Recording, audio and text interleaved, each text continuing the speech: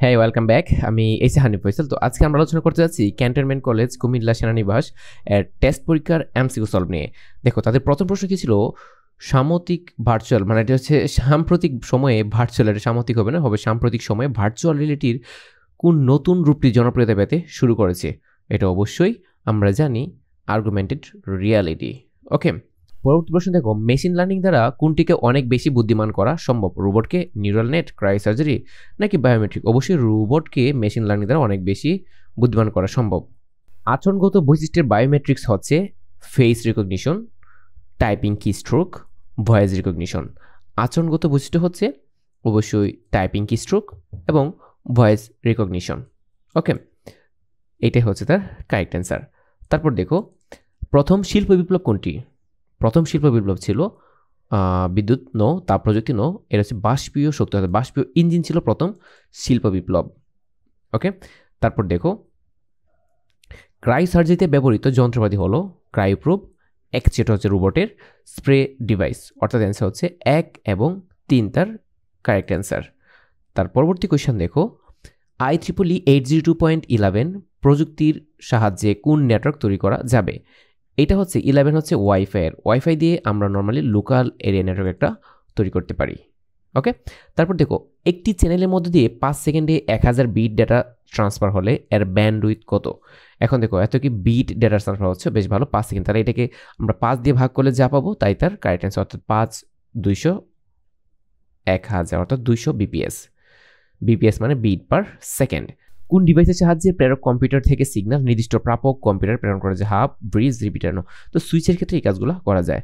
So answer এখানে আপাতত কোনোটি নয়। তার পরবর্তী কোয়েশ্চন দেখো, বিট সিনক্রোনাইজেশন হচ্ছে বিট প্রেরণের সমন্বিত পদ্ধতি। হ্যাঁ, ব্যান্ডউইথের পরিমাণ বৃদ্ধি পাওয়া, না বিটের শুরু ও শেষ বুঝতে পারা, বিট সিনক্রোনাইজেশন। অ্যান্সার হচ্ছে 1 এবং 3। তার পরবর্তী কোয়েশ্চন দেখো, ফাইবার অপটিক কেবলে কোন তরঙ্গ দৈর্ঘ্য ব্যবহৃত হয়? ফাইবার অপটিক কেবলে ব্যবহার করা হচ্ছে 1500 ন্যানোমিটার তরঙ্গের দৈর্ঘ্য ব্যবহার করা হয়। তার পরবর্তী কোয়েশ্চেন দেখো, ডিকোডারের আউটপুট সংখ্যা 4 হলে ইনপুট সংখ্যা কত? আউটপুট সংখ্যা যদি তার 4 হয়, ডিকোডার হচ্ছে যে মেশিন ভাষাকে মানুষের ভাষায় রূপান্তর করে, তাহলে মানুষ বেশি বুঝে, তার মানে 2 টু দ্য পাওয়ার n, আর ইনপুট হিসেবে অর্থাৎ এর ইনপুট সংখ্যা হবে 2। তার পরবর্তী কোয়েশ্চেন দেখো, উপাত্ত ও তথ্য সংরক্ষণের সাথে জড়িত অ্যাডার, ফ্লিপ-ফ্লপ, রেজিস্টার? তথ্য সংরক্ষণের সাথে ফ্লিপ-ফ্লপ, রেজিস্টার, অর্থাৎ 2 3 তার কারেক্ট অ্যান্সার। তার পরবর্তী কোয়েশ্চেন, ইনভার্টার হিসেবে কাজ করে কোন লজিক গেট? ইনভার্টার হিসেবে কাজ করবে সবসময় হচ্ছে নট গেট। নট গেট সবসময় ইনভার্টার হিসেবে কাজ করে। দুটি সংখ্যার পার্থক্য 1C, অর্থাৎ হেক্সাডেসিমাল। প্রথম সংখ্যাটি 55, এটা হচ্ছে কিসে? এটা হচ্ছে তোমার ডেসিমালে। দ্বিতীয় সংখ্যাটি কত? এই ক্ষেত্রে আমাদের কাজ হচ্ছে, আমরা যেহেতু এখানে বাইনারি দেওয়া আছে, আমরা বাইনারিতে কনভার্ট করে কাজটা করতে পারি। ওকে, তাহলে এই ক্ষেত্রে এই সংখ্যাটাকে আমরা কি করব? এটাকে বাইনারিতে কনভার্ট করি। ওকে, বাইনারিতে কনভার্ট করে আমরা পাচ্ছি 1 2 4 8 16 32। তারপর দেখো 32 এর নিচে 1 পড়তেছে, 16 48, 48 আর 4 52, 2 54 আর 1 55, অর্থাৎ 110111। এটা হচ্ছে 55 এর বাইনারি মান। এখন এ থেকে তুমি 1C হেক্সাডেসিমালের মানটা মাইনাস করো। সি এর মান হচ্ছে 12, সি এর মান 12 হচ্ছে 8 4 12, অর্থাৎ এইটা সি এর মান। ওকে, এটা হচ্ছে তার সি এর মান, এবং এখানে আরেকটা আছে 1। এখন এটা মাইনাস করলে তুমি যা পাবা, মেবি ওই সংখ্যাটা যদি মিলে তাহলে মিলবে, না তো আমাকে এটার সাথে যোগ করে একটা মান বের করতে হবে। তাহলে দেখো 1 থেকে 0 গেলে 1, 1 থেকে 0 গেলে 1, 1 1 এটা হচ্ছে কত? 0। আর এটা ছোট সংখ্যা, সো এখানে 2 আনতে হবে, সো এখানে থাকবে 1। এখানে 2 ধার করেছি, সো এখানে একবার বেটা হয়ে যাবে 2। সো এখানে 2 হওয়ার কারণে এখানে আবার কমে যায়, সো এখান থেকে আবার 2 আনতে হবে, সো 2 আর 1 3, 3 থেকে 2 গেলে 1। অর্থাৎ দেখো 1 1 0 1 1 আছে কিনা? হ্যাঁ, 1 1 0 1 1 এটা আছে কিনা, এটা ওকে, এটা হচ্ছে তার কারেক্ট অ্যান্সার। এই ক্ষেত্রে দেখো, যদি আমরা বিয়োগ করার পরেও এই অ্যান্সারটা না পাইতাম, অর্থাৎ যদি 1 1 0 1 না আসতো, তাহলে আমাকে এই সংখ্যার সাথে, অর্থাৎ এই যে আমরা বাইনারি মানটা পাইলাম, এর সাথে কি করতে হতো? এই মানটা যোগ করে চেক করতে হতো যে দ্বিতীয় হিসেবে এই মানটা আমরা পাই কিনা। যেহেতু এটা ব্যবধান, মাইনাস করলেও তুমি ব্যবধান পেতে পারো, আবার প্লাস করলেও ব্যবধান পেতে পারো। তারপর দেখো, নিচে উদ্দীপকটি পড়ো এবং 15 ও 16 নং প্রশ্নের উত্তর দাও। এটা লজিক সার্কিট। এক্ষেত্রে দেখো, এটার অ্যান্সার কি হতে পারে? আমরা প্রথমতের ফাংশনটা বের করব।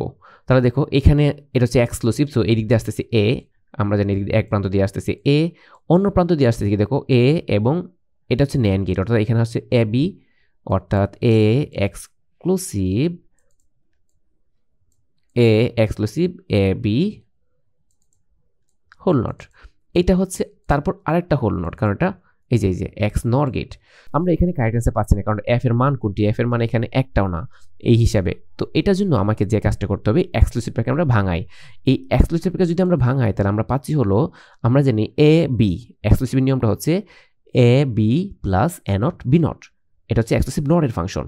তাহলে আমরা দেখো প্রথমে লিখতেছি এ বি হিসেবে আমরা পাচ্ছি হলো এ বি হোল নট, বি হিসেবে আমরা পাচ্ছি হলো বি নট।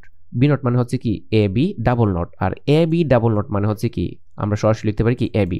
যেহেতু সরাসরি এ বি লিখলাম তার মানে কি এই অংশটা 0 হয়ে যাচ্ছে, অর্থাৎ আমাদের থাকতেছে হলো A into A B whole not.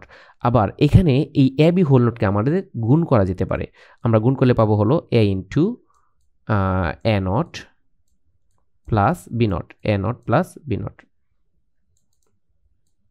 Okay, এটা এখন এটাকে এটা দিয়ে গুণ করি তাহলে পাচ্ছি এ ইন্টু এ নট, আর এটা দিয়ে এটাকে গুণ করলে আমরা পাবো এ বি নট, আর এ ইন্টু এ নট মানে কত 0, তাহলে অ্যান্সার পাচ্ছি আমরা হলো এ বি নট। এখন এ বি নট কোথায় আছে, এ বি নট, এইটাই তার কারেক্ট অ্যান্সার। ওকে, তার পরবর্তী কোয়েশ্চেন দেখো, আমরা এই ক্ষেত্রে যে কাজটা করতে পারি, এখানে সবগুলো গেট রিপ্লেস করা আছে। দেখো আমাদের ফাইনাল ফাংশনটা কি দাঁড়াচ্ছে, বলছে তারা 0 পাবো।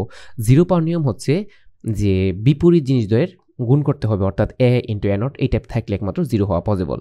এইখানে আমার কোনো ধরনের চেঞ্জ নেই, অর্থাৎ এখানে এ বি হোল নট এটা কি আসবেই, এটা যেহেতু আসবেই তাহলে দেখো আমরা এক কাজ করতে পারি, আমাদের যদি 0 পেতে হয় তাহলে আমার এখানে একটা কি করা যেতে পারে, এখানে যদি আমরা একটা নর গেট রিপ্লেস করি, অর্থাৎ আমরা এখানে যে কোনো বলে ইন্টু আনতে হবে। এখানে অ্যান্ড দিলে, এখানে অ্যান্ড গেট দিলে কোনো লাভ নাই, কারণ অ্যান্ড দিলে কখনো 0 হবে না, বরং সেটার সাথে এ গুণ দিলে নো চেঞ্জ।